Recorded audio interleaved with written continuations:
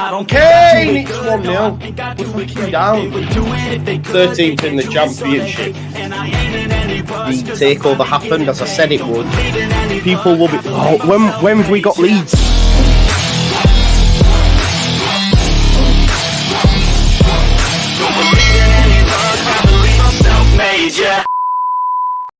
Now then, people, welcome back to the Just Your Football Show and another instalment of the final word, and hopefully a little bit more positive final word this week because, of course, Leeds United won again at home. Like Stephen says, last 5 games, Leicester 7 points, Ipswich 8 points, Leeds 13 points. Daniel Farker said it himself. We are the team of the moment. Of course, I've seen records being broken. I think it's the first time we've been undefeated in the first 10 games since Don Revy in the 70s when we won our second league title. That's a stat for you.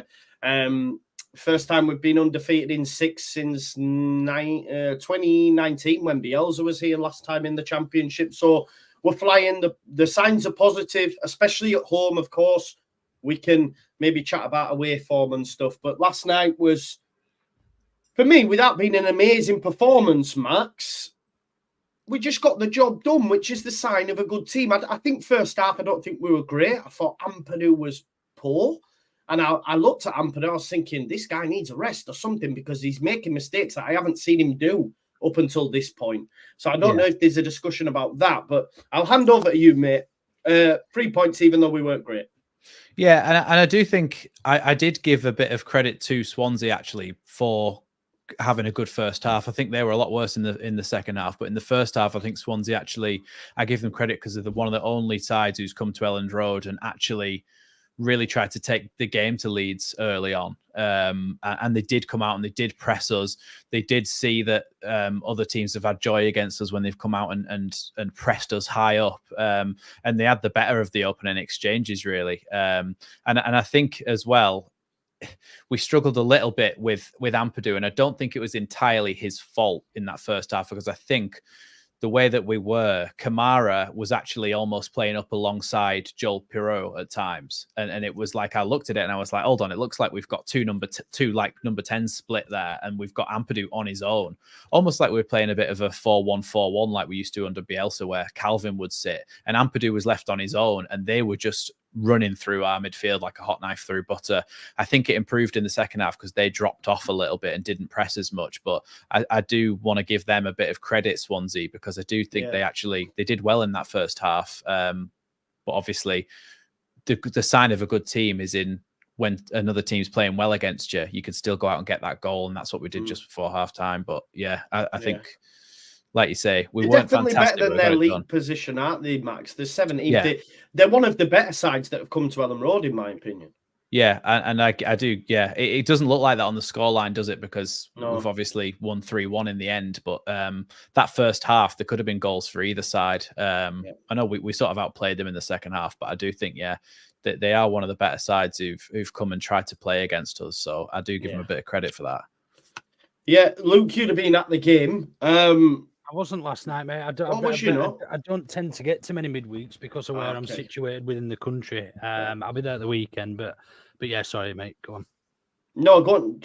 I mean, I disagree with a little bit there with you two. I thought Swansea were really, really poor. I mean, other than a few nice touches, a few and as you say, for the first probably 15-20 minutes, they pressed us pretty well. And as you say, we wised up to that once Ampadu and Kamara got their orders to sort of stick closer together. I mean, they had 2 shots on target all game, and I keep you referring back to that stat because Sheffield Wednesday, Huddersfield, and Plymouth Argyle all had more than that on our goal when they came to town. So, but yeah, no, I didn't rate Swansea at all. I thought their goal came from a lump upfield and a mistake on Pascal's. Excellent finish, though, wasn't it? Excellent finish. Excellent finish. Yeah, it was superb. But other than that, I don't think we looked threatened. I think they look tidy and well organised, but I didn't think they looked like a good. They had nothing. They were missing Joel Piroe. They had nothing up front. You know, they almost had nothing in defence and nothing in attack. But the midfield was tidy, and that's not enough to warrant being one of the better sides that's come come to Ellen Road for me this season. I thought they were really, really poor. Really? But to be fair though, Luke, our form has been so good at Elland Road that not many teams have really done anything when they've come to Elland Road. So it wasn't a massively high bar to get up to, was it? Because we've obviously we've done really well at home this season, so no teams really troubled us that much. Yeah, but they've all scored one though, Max. Huddersfield, Plymouth, Wednesday. That they did get a draw. But yeah, no, it's it's a fair point, Max. But I think when you compare, I mean, it's not a high bar. Look, we haven't had that many good sides come to Ellen Road this season at all. But to put Swansea as the pick of them, or even up there, I just slightly disagree. That's all. I just felt that they were too easy to break down. We probably should have scored 6 or 7 last night, realistically, with the offsides early on. Bamford's chances, we had added chance as well. No, glad you said that. I don't always believe in XG, and I'm not sure what the XG was, but yeah, on another day, I thought that could have been an absolute whitewash and one of our bigger margins of victory. Yeah. Fair. I think it's listen, everyone sees things different. And that's totally fine. And like you say, I think the XG, because I remember saying I thought they were the better team in the first half, if I'm honest. I did think they were the better team.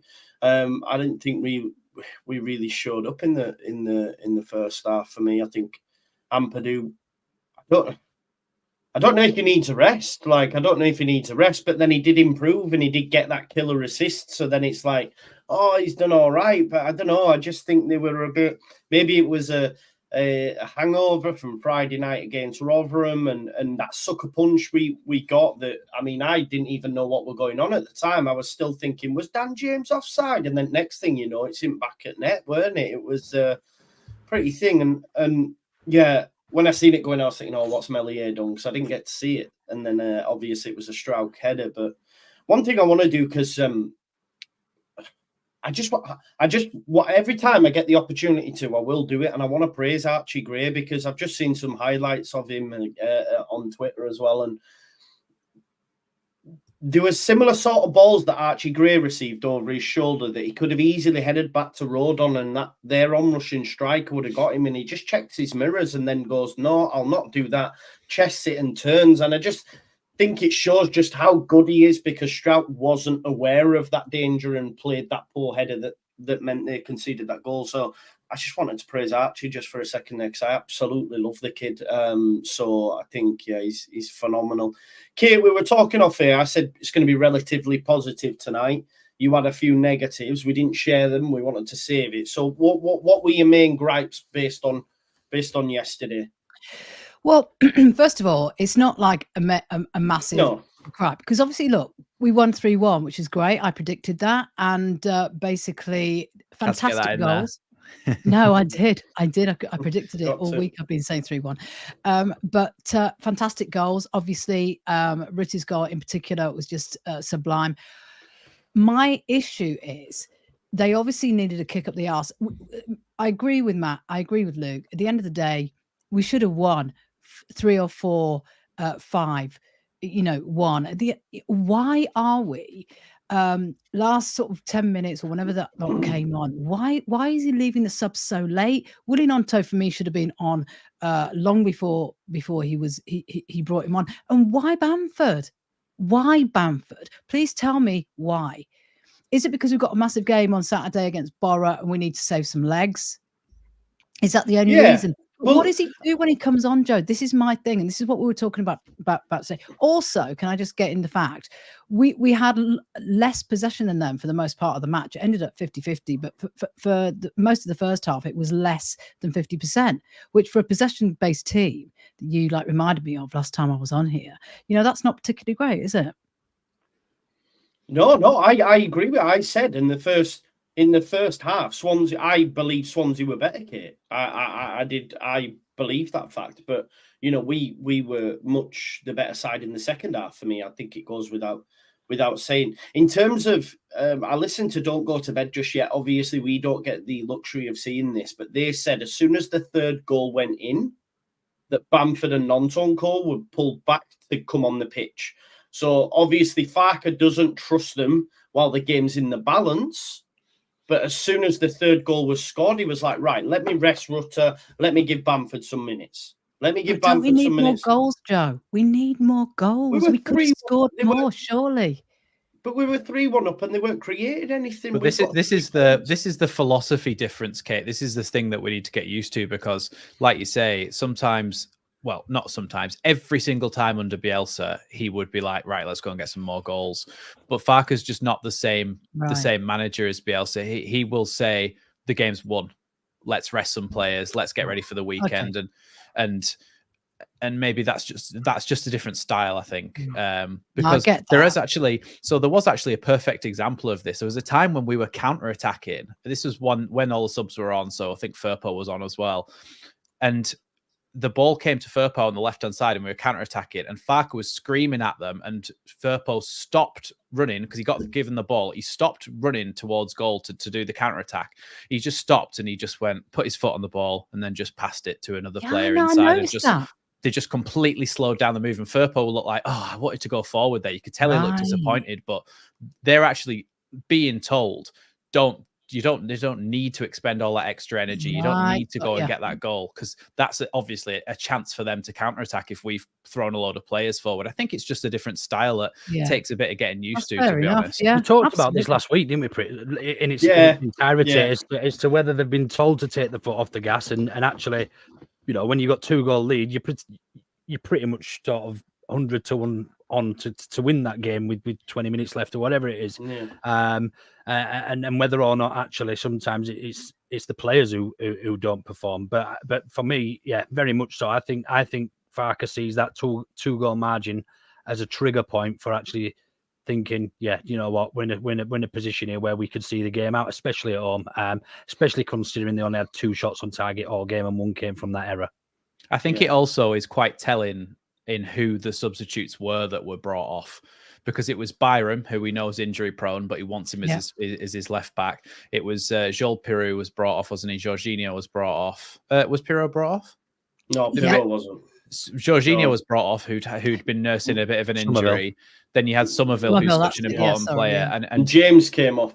Yeah, so he's bringing off those most important players who he thinks are potentially injury prone at the moment, or coming back from injuries and stuff. So I think it certainly is resting them for the weekend. Yeah, I do, Kate. I do go along with the sentiment of maybe you have an opportunity to use different players, and the chat agrees. Like Vega says, my gripe: why we rehabbing Bamford when we could be building up Mateo? And like Mark says, why put on Firpo and not give Spence some minutes? Okay, I do agree, and I said at the time, why isn't he bringing on Spence? I thought it was the perfect opportunity to. Gray put a lot in. I thought Gray was my man of the match. I think he was superb. He was superb. Absolutely, he was. And there's even a case of do you put him in midfield and maybe bring out Ampadu and then bring on Spence that way, just to give Spence some minutes? So I agree with you there, Kate, as well. Maybe some of the subs used differently. Yeah, I think so. I mean, there's only Daniel Farke knows why Jed Spence didn't get any minutes yesterday. I mean, I was really, really hoping. Well, I mean, I'd like to see him start, but obviously he's going to ease him back in, isn't he? Because that's a sensible thing to do. But then obviously that begs the question: what are you going to do with Archie Gray? I do think that Ampadu definitely. I think he needs some sort of rest. I do think he needs a rest. So possibly mix it up in the midfield a little bit. I did think yesterday in midfield we got a little bit overrun at times. Possibly, it's very, very crowded in there. I think possibly, Ampadu, like you say, does need some time out. I'm not sure who we're going to put in there against Borough, though, because we need to be like really, need to block that midfield. I think it has to be Ampadu, even if he he has to play. It has to be Ampadu, but I do think that at some point we are going to have to try and see more from Ilya Gruev. We're going to have to see more from him to the point where we can know whether we can trust him or not to be the backup really for Ampadu. But at the moment, we haven't seen enough from him to say, you could start him in a game against somebody like Borough. I think it has to be Ampadu, even if he's not 100%. But it's a nice position to be in, and it's a nice headache to have, though, having a fully fit squad, and actually thinking who can we rest rather than who can we play there, which is the circumstances we've fallen under for the last few years. We have got backup, if not two backup, for almost every position on the field for me. But are they good enough, though, Luke? Are they good enough? So, say for example, Ampadu needs resting. Who would you put in his place? That's probably Archie Gray. Yeah, there's Archie, but then I feel like Archie's a little bit more suited to play next to somebody like Ampadu, because he's not. I don't think he would have the same positional awareness as what Ampadu's got, if you get what I mean. What are you doing, Joe? Fuck knows, man. It's on a mad one. Look, man, I get me full kit out here. One sec. That's where you find out he's not wearing any pants under the desk. It's doing me tits in, man. Someone said they get motion sickness. I said, so am I, man. Fuck it. Why are you doing it? Have you got it on like it's doing it, but it's not. It doesn't normally do it that much. But you've got it on that motion thing, haven't you? Yeah, but then when I take it off, it's doing this. Well, like you've got to zoom yourself in on the joystick controller. Joystick controller. What's on it? You've got the same camera. You need to like get it on the joystick, mate. The fuck is going on there? I look miles away, don't I? Hey! We'll sort that Joe! Oh god, it's on a mad. Gimbal control, Joe. Gimbal control. That's it. Get on the gimbal control. Okay, I don't know how to do that, Kate. You'll have to tell me after. Get the app. Gimbal app for what? Your camera. Oh, I will do. I'll have a look. I didn't even know there was one. Sorry, Joe. Just going back to the Archie Gray, and whether he can play the Ampadu role as such, which I think him and I don't think there's a lot of difference between Ampadu and what Ampadu and Kamara do. Obviously, one gets a little bit further forward. Kamara does play probably a little bit more of an 8, and Ampadu probably a more traditional central defensive midfielder, shall we say? But I don't think there's any reason. I haven't seen what Archie could do at right back that he couldn't do that in Ampadu's role anyway defensively. But obviously Gruev was brought in as the understudy to Ampadu. The reason we haven't seen him is because we haven't needed to see him, and I think it's as simple as that. Yeah. Tell you what, though, if we did actually bloody stay in any cup competitions ever, then it would be a nice time to trial out these players. But we don't ever stay in one, so we can't do it. Yeah, it's not a bad thing though this time, though, Luke, is it? Because we need to focus on getting back up. Yeah, but you're right, absolutely. Yeah. Daniel Ager says, Joe, it's your favourite double lookalike likes this evening's panel. Who do you think I said he looks like? I can't really see him. He looks like Stats Dalton. No. I've said it and everyone said no to me. No, it looks nothing like Stats. I had even Stats messaging me saying, who's my how I thought you look you look like little Mr. Tumlis off Chronicles of Narnia tonight, Joe, your little pointy beard going on. Mr. Tumlis. You ever seen that? Yeah. You need them little ears. I love that film, man. I love that movie. Yeah, it's a great movie. I love him. Yeah, I love him. Aslan the Lion, what a guy. Oh, I love him. Aslan the Lion, he's amazing. He's beautiful. He is really, really nice. And then you've got the Turkish delights and all that jazz. You know about that. Thanks for playing, Mal. Yeah. Kate looks naff all like Stats. Hey God, right. So Rutter, talk to me, Luke. How good is he, mate? I mean, he's different class. Simon Johnson and I were exchanging pleasantries about him on Twitter yesterday. I just said that. I mean, that I'm going to talk firstly about that touch from Ampadu's pass. It was just sublime. I mean, sublime. To be able to bring a ball down that's coming over your shoulder while the defender's coming across you, coming from that height, knowing you're in on goal with the pressure and everything else behind it, there's very few players would have got that right. Worldwide, probably, I would argue. And it's been compared to Bergkamp. Yeah, I mean, I would say that is arguably more difficult to bring down than what Bergkamp's was. But I think Bergkamp's term was much better. But yeah, he just seems to be just absolutely loving it, loving life at Leeds at the moment. He breeds confidence, doesn't it? And they're all playing with a certain swagger. Yeah, I like the word swagger. They are, and you can see that when they score, and you've seen him do the dance with Cree, and that it's really nice. I think one of the biggest positives this season is seeing that morale and that belief within the squad again, and actually having players here that want to be here makes a big fucking difference, doesn't it? It's they're all playing for each other. There's probably one or two that we could still argue that would like things to go more their way than the team's way. And we see that from player reactions and things when they don't sort of get a ball passed through or make a run. I'm not singling anybody out here, of course, because I actually quite like that individual. But yeah, Rutter, back to Rutter, he's class. And do you know what we noticed? I noticed more of him last night was, and I keep banging this drum. Every time him and Piroe swap positions and are close enough to be interchangeable, we have success. And it showed last night. Rutter came into the 10 a number of times yesterday, and Piroe was actually playing in the 9.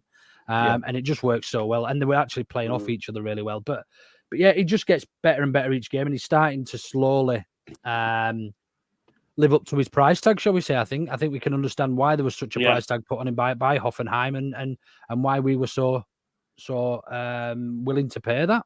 It's taken a long time, and Daniel Farke to bring that out of him, though, hasn't it? Because he wasn't, proper coach. Proper coach, right? Yeah. Because we're seeing that just beyond that point, Kate. We're seeing that with Dan James again. He scored. I think he's scored in 4 consecutive home games now. I couldn't wait to see the back of him. Is it 5? Could be. I couldn't wait to see the back of him. And what his job, the job Farke has done on him is exceptional. And I can see first place is John Charles, I think. Yeah, exactly. Max. I think he's great. I'm so happy he's playing and he's scoring and succeeding in this for Leeds, and he scored obviously yesterday. I mean, and celebrated. To be honest with you, yesterday there was a couple of times he could have passed the ball, I thought, and he made the wrong decision. But generally speaking, he's been an absolute asset for us this season. And you're right, Joe, having a great coach, actually being coached. Some people reckon that being coached is something that we can do, or Daniel Farke can do to Junior Firpo. I would argue that is not the case. I do think that, and now I found out today that Betis don't want him. The president of Betis said they don't want him. So God, what looks like we're stuck for him for He's dog dirt, man. He's dog dirt. I think we'd be complaining if we didn't have a backup left back, though. You what, mate? I think we'd be complaining more as a collective if we didn't have anybody to come on at left back. We would, but we wouldn't be complaining at all if we had a decent left back to come on. I don't think he's played bad since he's been back. Oh, mate, he's Luke, man. Dreadful. Was he poor last night when he came on? It's what we talked about last week. I think is that he's actually fine with the ball. It's just his positioning and stuff. So can I just come in? Just answer it for me though, Max. Apparently, Firpo's good going forward. Byram better defensive. Byram's better than him in every single area. There is nothing. Byram. He is. He's not creative. He's got nothing. I don't think I didn't say that. I don't think Firpo's amazing going forward or anything. I think when he actually has the ball at his feet, he's just fairly tidy. He doesn't actually make a lot of mistakes. That's not a bad area of his game, is what I'm trying to say. He a lot of the time will find a teammate with his pass or whatever, but it's just that he just doesn't know where to stand on the pitch. This is brilliant. Firpo was excellent for 80 minutes yesterday. Then he was subbed on. Yeah, he genuinely just. It's like he just doesn't know where to. It's just like he doesn't know where to stand on the pitch. So maybe actually having a little bit of coaching and being told where he should actually be would make a difference to him. But we still need to get rid of him and get a new one. But just for now, if he can try and learn to be actually in the right place. Because I mean, we actually play with our fullbacks come inside the wingers, not outside. Yeah. Firpo keeps overlapping, but you see Byram, and he actually almost comes in like an inside forward role a lot of the time. And that's then the where centre midfielder drops to left back or right back, don't they? That's how we but Firpo keeps going high and wide, which is not right for me. That's not what Farke's asking Byram to do. So why would he be asking Firpo to do something different? Yeah.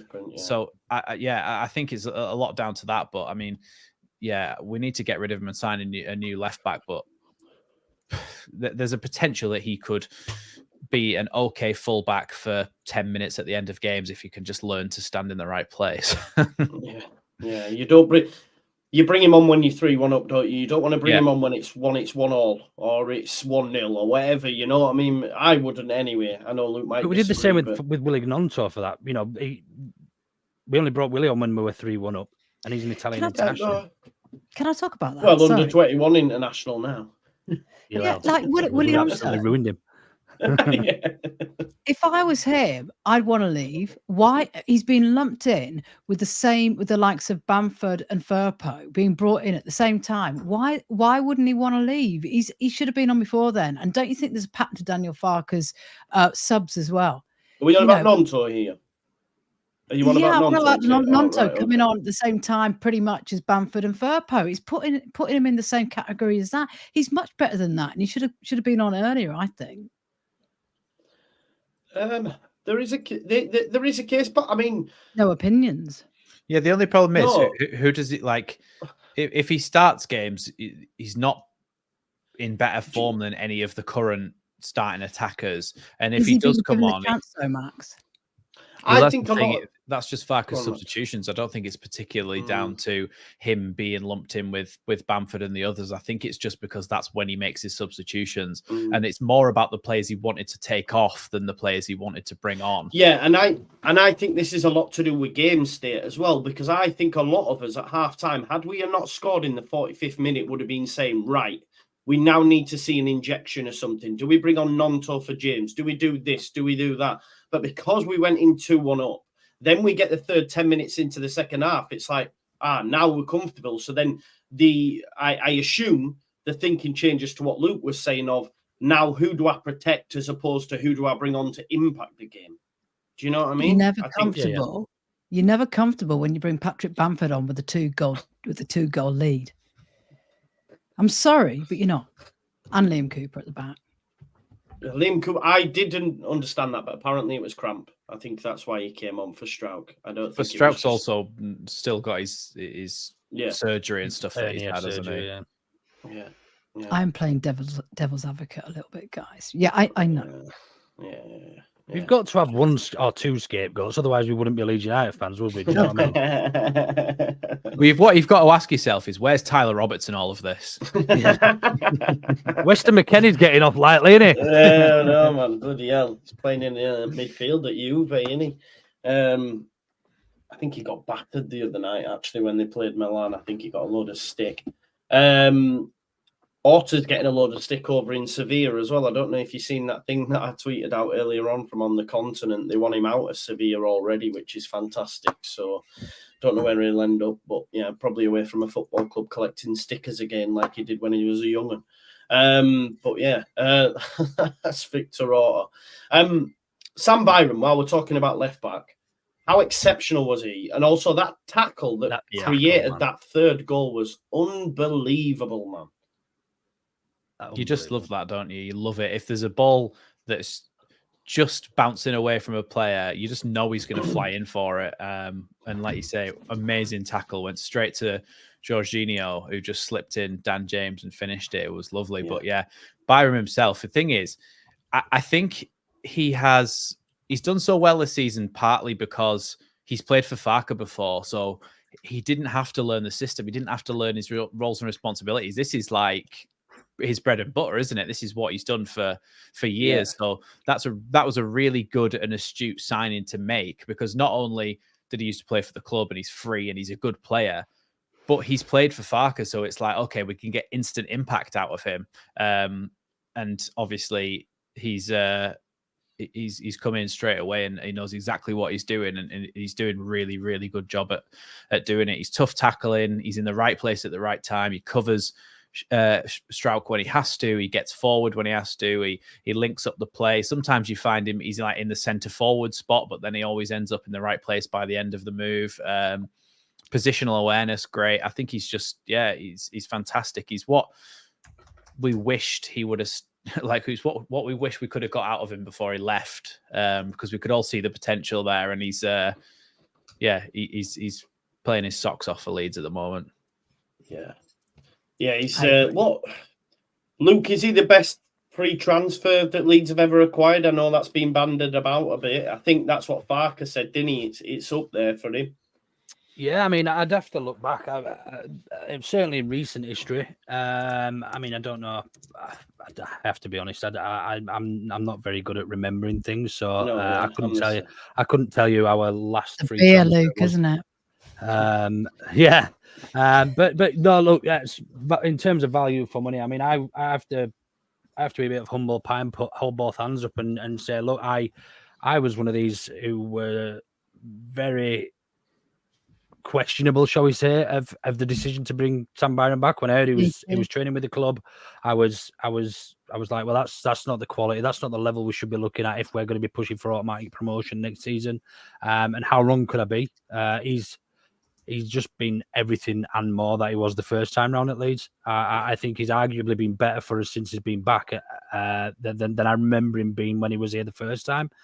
Albeit he did first time round, he did mark Gareth Bale out the game when he played for Spurs in the cup. But yeah, he's just an absolute diamond of a. He gets Leeds. Do you know what I mean? He's the type of player. Yeah, he's the type of player that you need to bring back into Leeds when things were all a little bit, morale was down, the characters we had in the club last season and people getting upset, and then you've got people wanting to leave.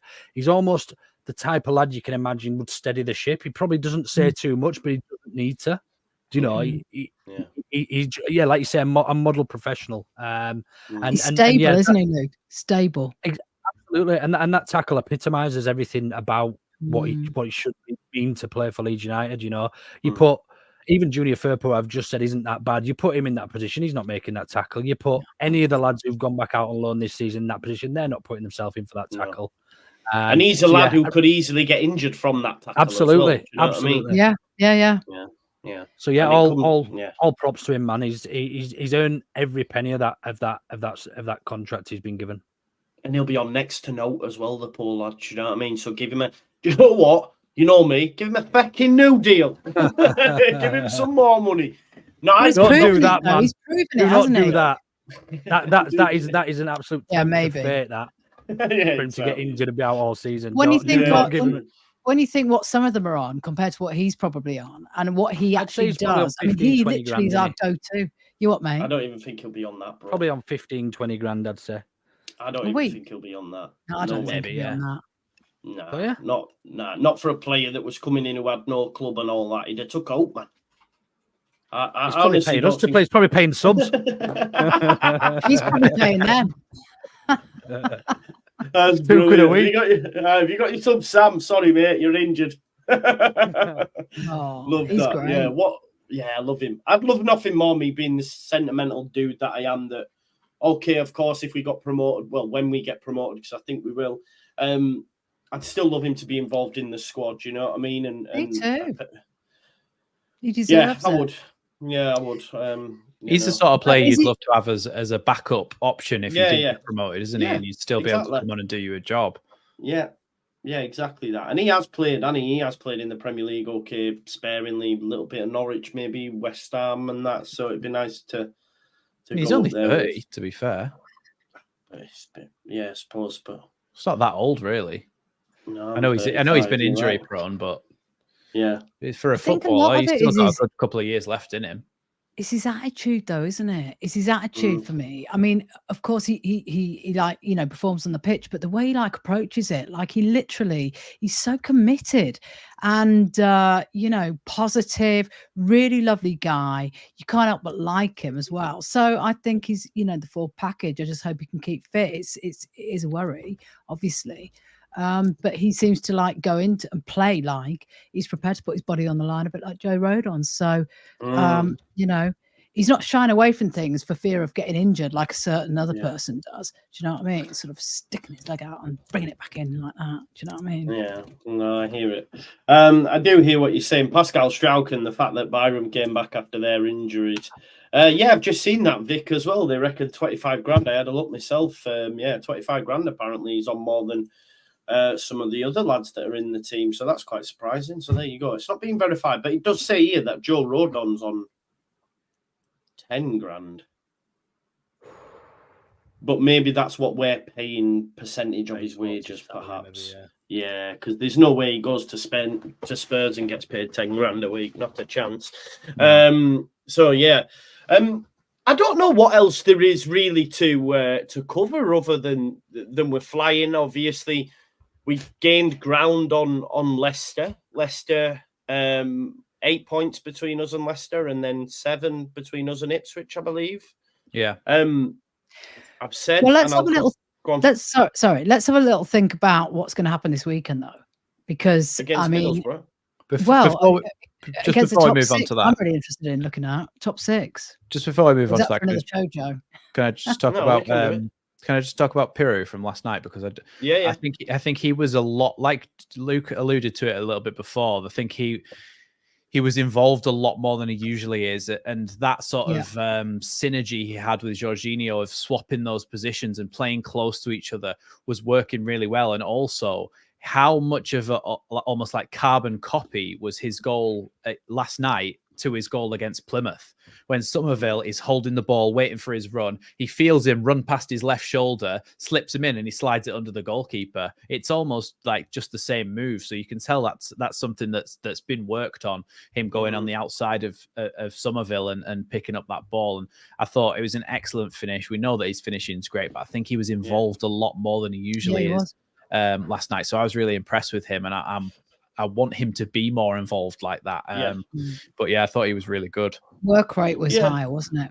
Yesterday, I thought. And I think he'd pressed a bit as well. Yeah. I think we're definitely seeing him being involved more. Like I think it started around about Huddersfield Town, which seems ages ago now, but I just feel that he is improving, because if you think way back when Farker was asked the question, why is he not playing in the 9? And he did that whole, this is why, Yeah. We have them questions haven't been as loud as such anymore, have they? And it just shows that I guess that he is improving for sure. And I think for him to come from Swansea and playing exactly the same role at Leeds, like that probably was never going to happen. I mean, I don't know, but Daniel Farker's used him a little bit more creatively and sort of involved him in the squad, involved him in the team with the likes of Jorginho. And that little front four, you've got Jorginho, Kamara, Somerville, and Piroe. I mean, they're working so well together. I think it makes a difference coming into a team where you're not the main man. The figurehead, because I think playing for somebody like Swansea, whilst yes, they've got a couple of good players in there, they're not like an all-star championship outfit, are they? They've got a couple of decent players and then littered around with a lot of other sort of average championship players. They've got quite a decent spine, but obviously Piroe's been taken out of that. But I do think that him now coming into a squad where it's not on him to do everything, is it? He's not expected to. So the ball doesn't come through him as much as what it would at Swansea, because he'd be the one that they're relying on to get all their goals. And that's why he scored so many for them. But I think, now that he's got Jorginho, he's got Somerville and Dan James, all these brilliant players running around and running off him, that the pressure's not on him as much. So maybe he just needs to learn to realize that it's not all on his shoulders, and he can just enjoy his football really with these brilliant players around him, setting him up for goals and stuff. Yeah, it's amazing because now we're in a position where you've got Somerville, you've got Rutter and Piroe that are almost all at 10 goals and assists, like over 10 goals and assists each. Do you know what I mean? Like in terms of goal involvement. Yeah, and Dan James. And the whole front four is, which is brilliant. Like you want all of your front four firing, and that's why, as well, when we talked about before, that's why the other players can't get into the starting lineup, because you wouldn't change it if all of these players didn't have almost 10 goal contributions each. Yeah. When your front four's firing on all cylinders like that, you're not going to change it, are you? Because they've been playing brilliantly. That's what I mean. Go on. Sorry, I seem to remember, Judd, before the season, before we signed Piroe, actually, it wasn't before the season. Yeah, it was before we signed him. I think Lockie and Andrea did a video on here about how he wasn't a fit for the system. For the system because of the way Farke plays and so on and so forth.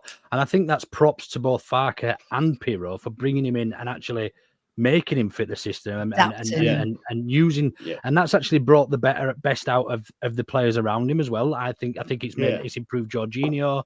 I think it's improved Somerville, and obviously Dan James is in the form of his life. So I'm really, really positive about it's them. still a project though, isn't it? It's still like really, we still got better. We can get better. That's absolutely. That's the scary it's thing. Still sort of working out stuff, and literally, I said this morning when I was sort of, saying that yesterday wasn't the most convincing win, but at the end of the day, if you look at where we come from, like literally 3 or 4 months ago, I mean, it is massive, and we are playing such good football when it's on point. What I just want to ask you guys though, is why are we starting so slow? Why is it taking us? Okay, barring the first goal yesterday, which was offside, and all that sort of fluster at the beginning. But why is it taking us so long to get into games generally, or to finish games off? I should say. It's difficult to put a finger on, really, isn't it? Sometimes I thought we were all right. Like I don't. It depends, doesn't it? It's week on week, isn't it? Because against Rotherham, we probably should have won that game and we didn't put the game to bed. Is this what you're talking about, with the fact that we have chances and we don't score them, and then we end up I think so. Points.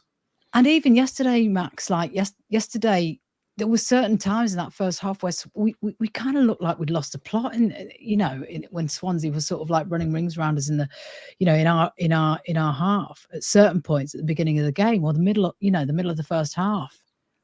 But then I think also it's a little bit of like this is the first time that we've played all of these teams, and sometimes you can only do so much prep as a manager and stuff, and as a coach. So when these teams come and they have their tactic against you, might be something that they've not actually done in many games, so something that they haven't really, as a club, been able to analyze and go, this is what they're going to do, and they start doing it. It's like Farke's got to think of something on the spot here to try and combat this. So it may be that he might have said something at half time saying, actually, Kamara, I don't want you going as far forward. I want you dropping in a little bit and helping out Ampadu because they're running through our midfield. And then him dropping in may just make them think twice. Do you know what I mean?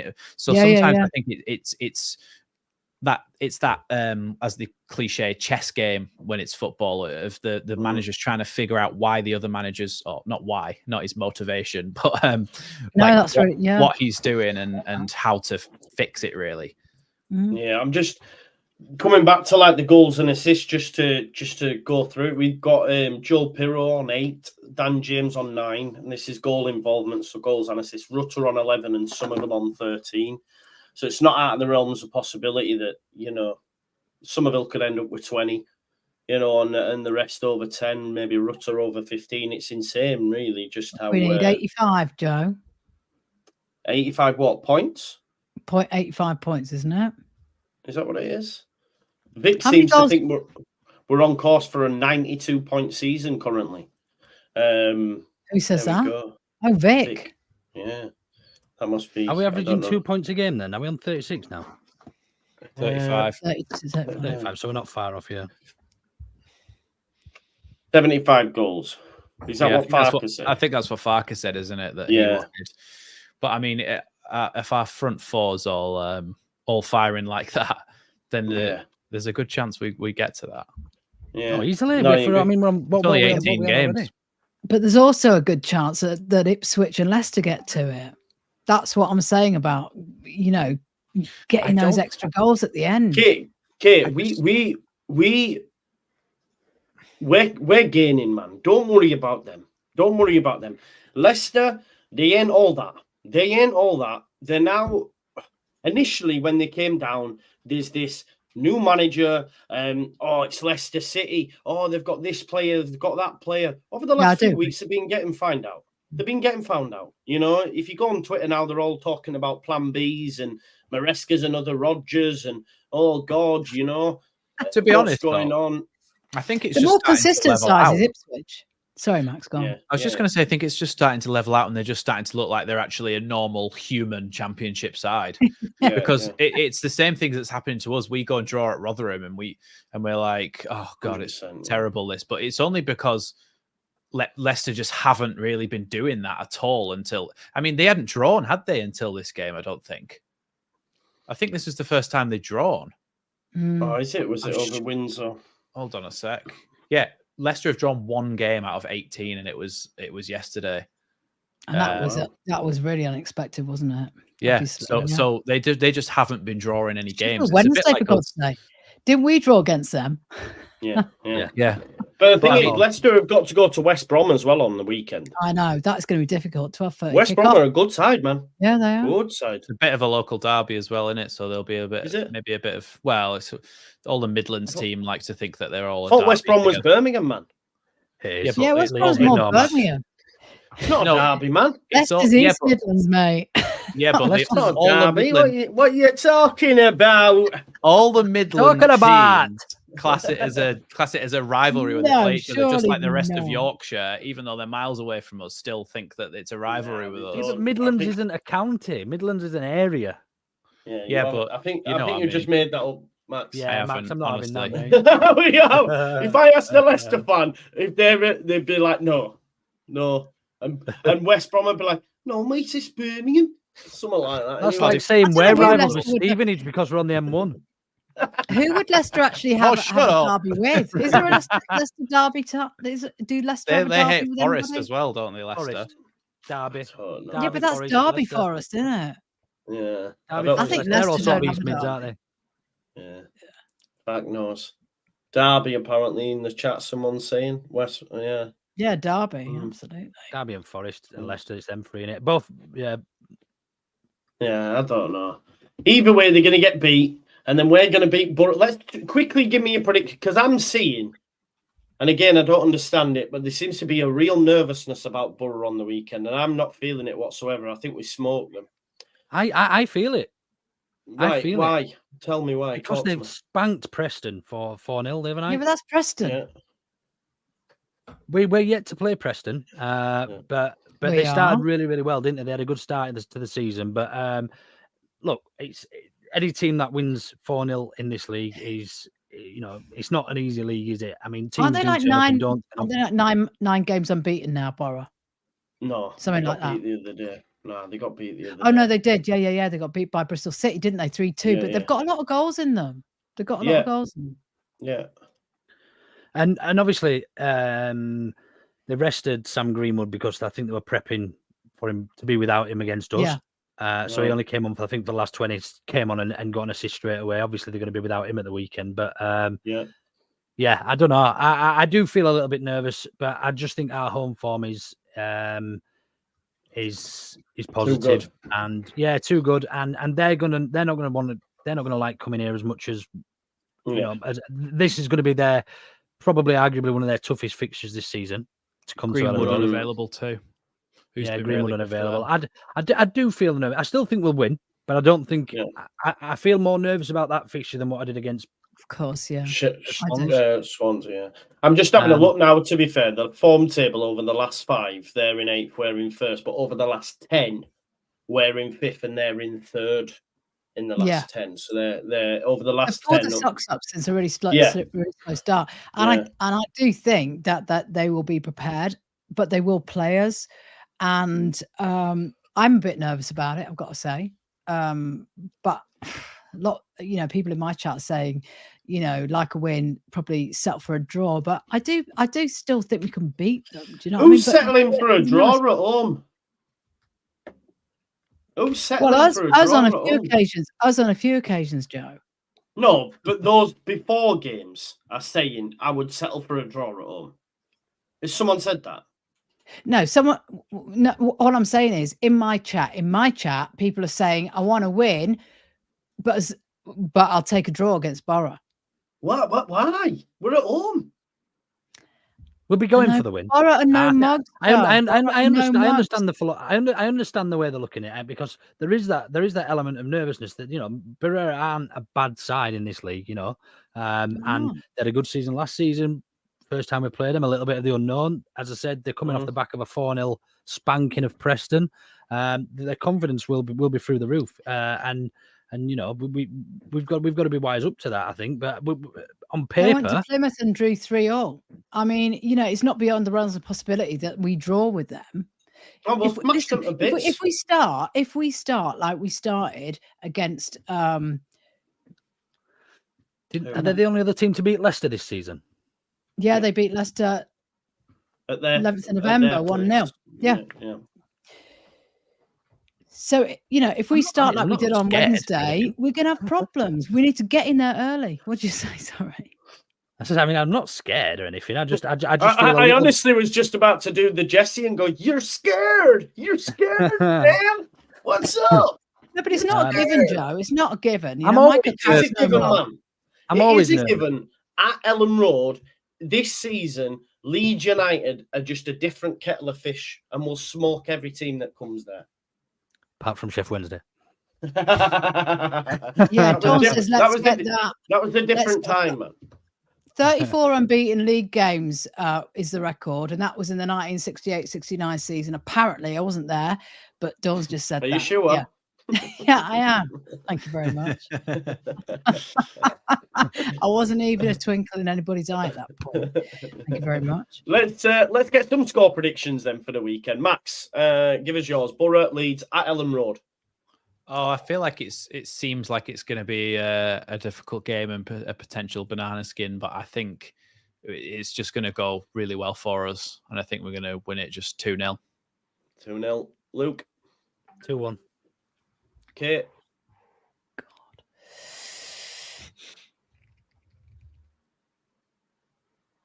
2-1. To Leeds, right? Yeah. Not a 2-1 draw. I was either going to go with like 1-0 or 2-1. I think 2-1. Yeah, it's going to be one of them where that we scored, they equalise, and we have to like get a winner. I'm going to go 3-0. I think it'll be comfortable. I think we'll be. Yeah, right. Comfortable, like it was with Swansea. It was comfortable though. Really, in the end. If we don't make that error, Kate, we win the game 3-0. Let's see who thinks Bamford's going to come on. Bamford might score. He used to play for them. You never know. He might give it the old get the Zeds out or whatever he does. He still did. It's been that long, so I don't know if he still does this anymore. It's number 2 now. No, Joe, he does that. He does that. Yeah. Or he doesn't do that. Yeah. Because he never scores. Yeah. Listen, I think we'll be right. It's the start of a busy period. There's 7 games in December. 2nd of December, bang, and then it's, I think, a week, and then it's Saturday, Tuesday, right up until Christmas. So hopefully we can start December with a bang. I don't want to lose at home. So if we do draw, okay, as long as we don't lose. Exactly. That's my point. I want to keep this undefeated home record, because then teams will come already defeated, if that makes sense. So we need to keep it going for as long as possible. Please do smash a like on the video. Subscribe to these lovely channels as well. Get your comments in, hit the notification bell, all that jazz. We'll be back tomorrow for your big match preview live. And then, yeah, like Jamie says, final word is essential viewing. Thank you very much, as is all these other channels as well. Kate will be around in the morning. Max will have his watch along and post-match up and other things en route. And I think I was watching a bit of it. Ought to Know Better was just before this with Gilly and Smarty, so make sure you go check that out as well, folks.